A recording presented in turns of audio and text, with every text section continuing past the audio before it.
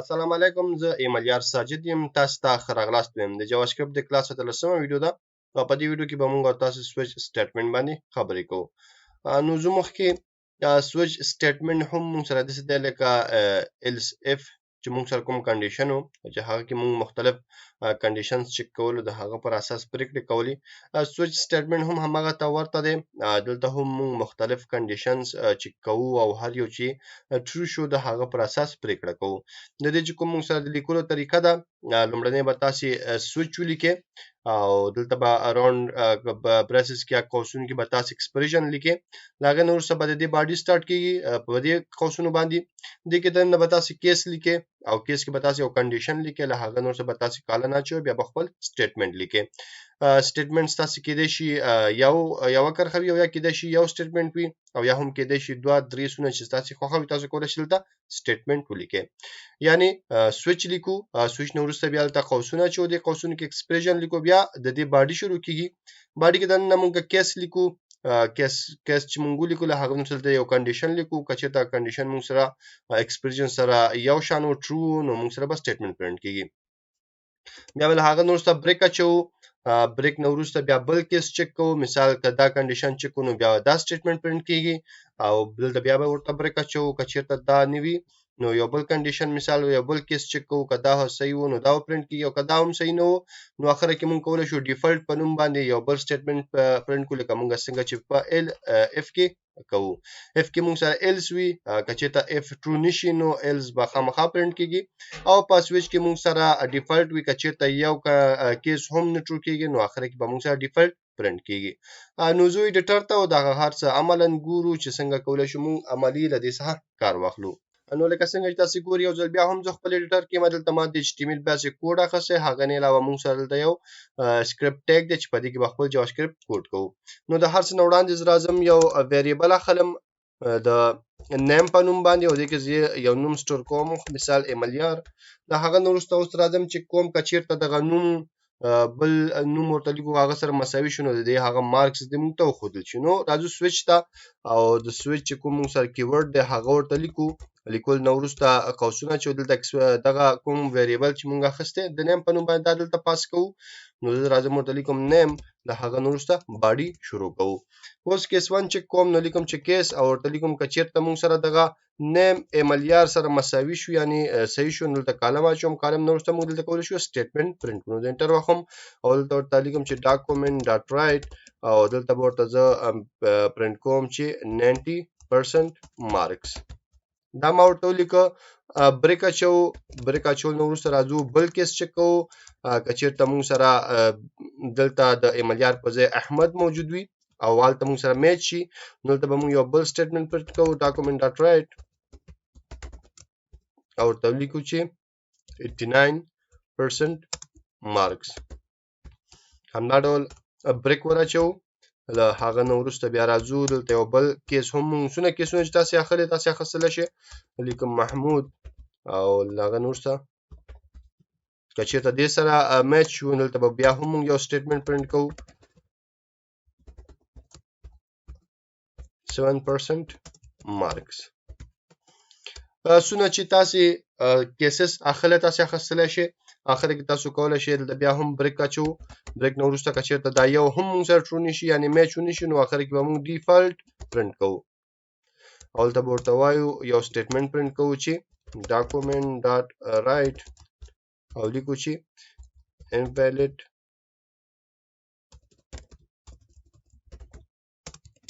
entry.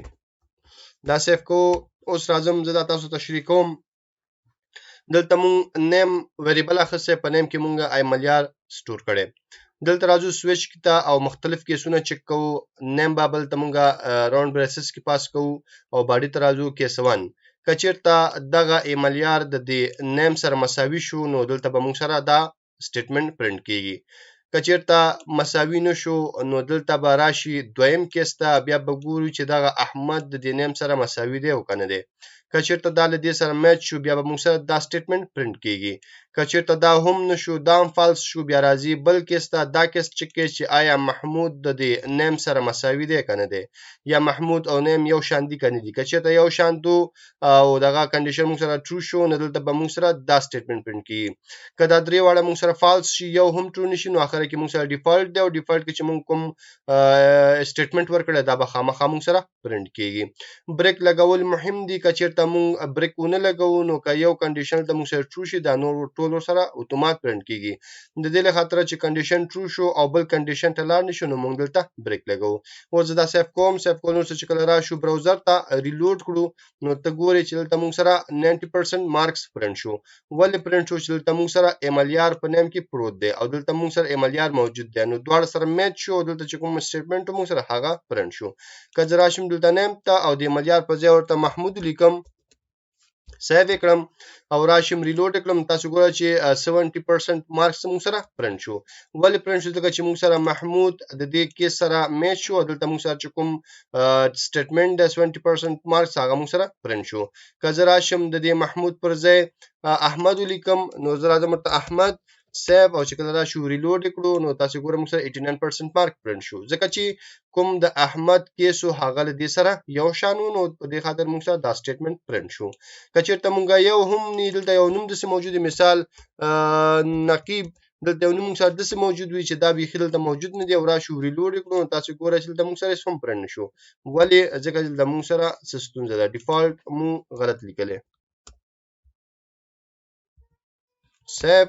او چې کله راشو ریلوډ کړو نو تاسو ګورئ چې موږ سره انویلیډ انټری پرینټ شو ولی ځکه چې دلته موږ کوم نوم لیکلی هغه نوم موږ سره په دې کیسز کې نشته نو اخره کې موږ سره چې کوم ډیفالت سټیټمنټ دی هغه موږ سره پرینټ شو نو دا موږ سره د سټیټمنټ خبره بل خبره دا زه تاسو ته وایم چې زه دا بریکس لدی ځای څخه لری کړم کمنټ کړم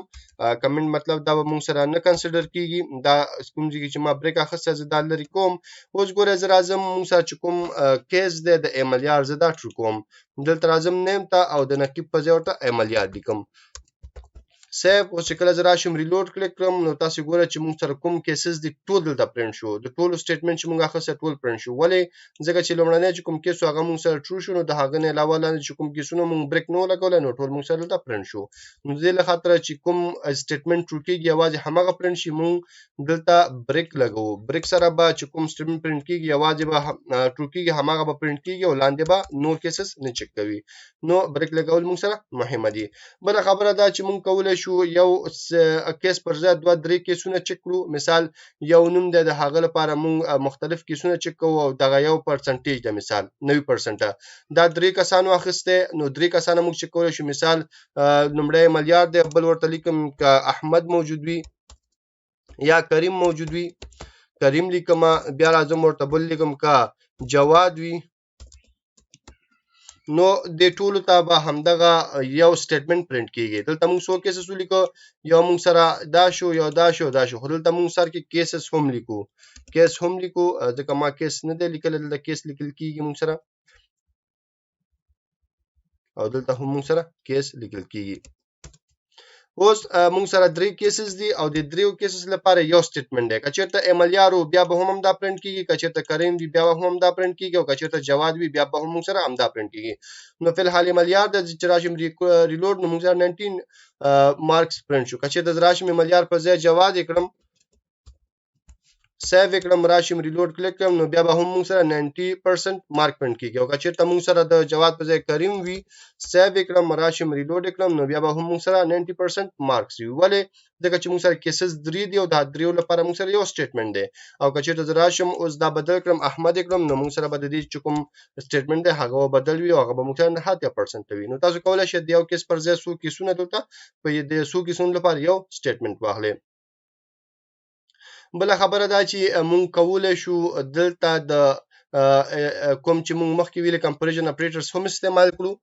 لکه مونږ مخکې ویډیوګان کې وی چې یو عدد له بل عدد سره یا یو نوم د بل نوم سره کمپیر کوو د هغه په اساس پریکړه کوو نو د هغه لپاره مثال در اعظم دلته لیکم چې مارکس او د مارکس تر اعظم ورکوم چې 90 اوس راځم غواړم چې دغه مارکس ما خسته دا چک کړم نو د هغه لپاره ځکه کیسونه جوړوم د چې